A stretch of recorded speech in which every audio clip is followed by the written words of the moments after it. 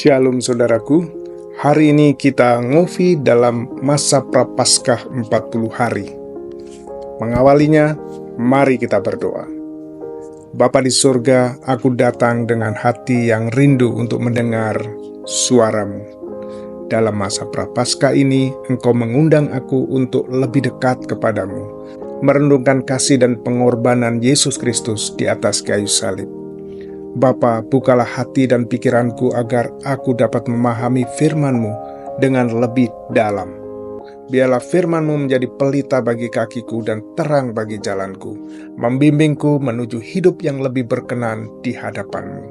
Di dalam nama Yesus Kristus, Tuhan dan Juru Selamatku, aku berdoa.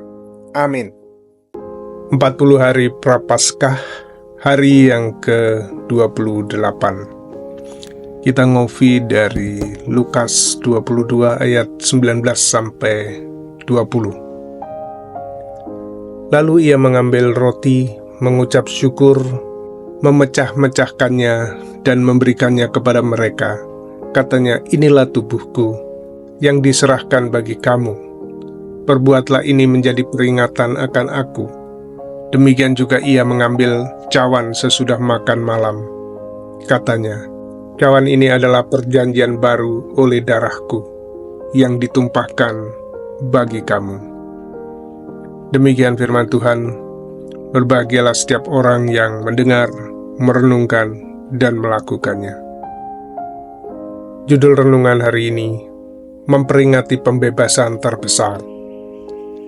Yesus yang tahu bahwa kematiannya sudah dekat, memilih untuk meninggalkan para pengikutnya dengan tindakan kenangan yang nyata dan tak terlupakan. Perjamuan terakhir berlangsung selama perayaan Paskah Yahudi, saat orang Israel memperingati pembebasan mereka dari perbudakan di Mesir. Selama berabad-abad, mereka berkumpul untuk mengenang tindakan penyelamatan Allah yang luar biasa itu. Namun pada malam ini, Yesus memperkenalkan sesuatu yang baru.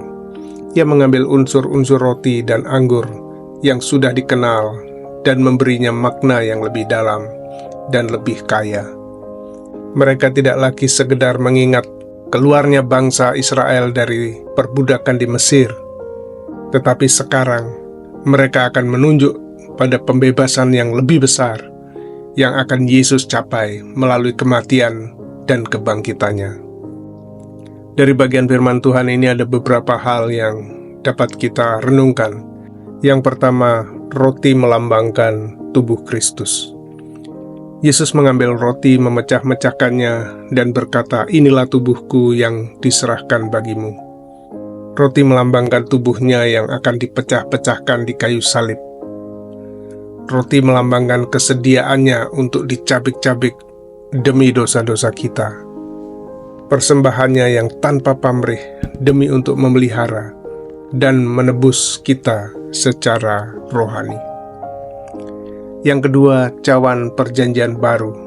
Yesus kemudian mengambil cawan itu dan menyatakannya sebagai perjanjian baru dalam darahku. Darahnya yang dicurahkan di kayu salib menetapkan sebuah perjanjian baru yang tidak didasarkan pada hukum Taurat, tetapi pada kasih karunia dan pengampunan. Melalui pengorbanannya, penghalang antara Allah dan manusia pun dirobohkan. Darah Yesus menulis ulang kisah kita, memberi kita pengampunan dan rekonsiliasi dengan Allah. Yang ketiga, panggilan untuk mengingat atau mengenang. Yesus memerintahkan, lakukanlah ini untuk mengingat aku. Perjamuan kudus bukan sekedar ritual, itu adalah panggilan untuk mengingat dan merayakan apa yang Yesus capai bagi kita.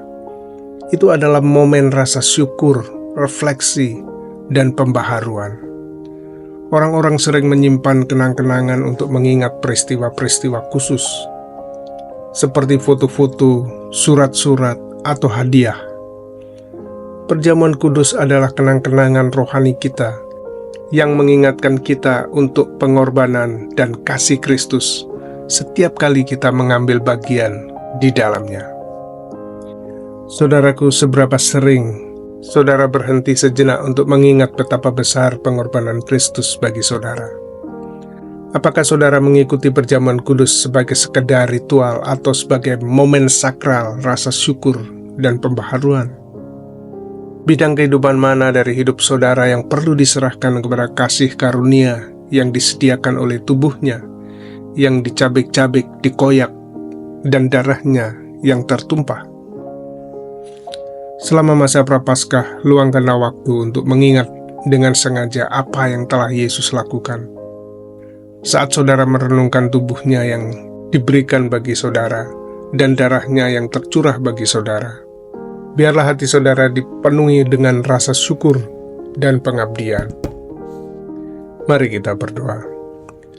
Tuhan Yesus, terima kasih atas pengorbananmu yang luar biasa. Terima kasih telah memberikan tubuhmu dan menumpahkan darahmu, sehingga aku dapat memperoleh pengampunan, kebebasan, dan kehidupan baru. Tolonglah aku untuk tidak pernah menganggap remeh pengorbananmu.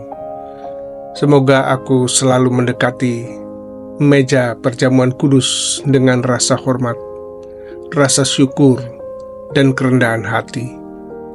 Saat aku mengingat kematian dan kebangkitanmu, ubahlah aku dari dalam, bawalah aku lebih dekat kepadamu setiap hari. Di dalam namamu yang mulia, aku berdoa. Amin.